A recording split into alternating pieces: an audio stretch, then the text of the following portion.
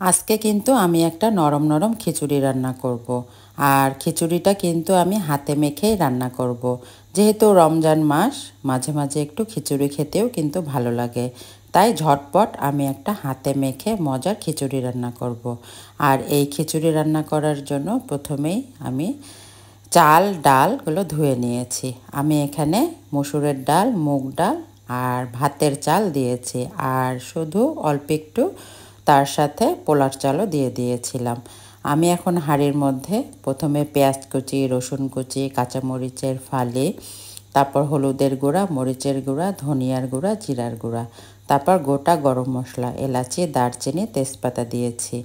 আর সাথে আমি দিয়ে দিব আদা রসুনের পেস্ট আর পরিমাণ মতো তেল। আর খিচুড়ি রান্নায় কিন্তু একটু বেশি পরিমাণে তেল দিতে হয়, তাহলে খিচুড়িটা সফট এবং নরম হয়, খেতেও ভালো লাগে। এই তো সব কিছু মশলা যখন দেয়া হয়ে যাবে, তখন কিন্তু আমি হাত দিয়ে মেখে এই খিচুড়িটা রান্না করব।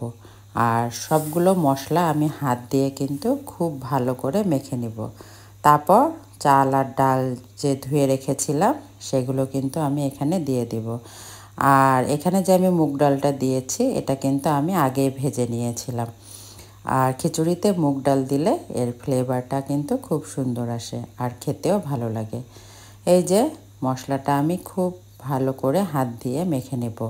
তারপর চাল ডালটা যে ধুয়ে রেখেছিলাম সেটাও কিন্তু এখানে দিয়ে দিব।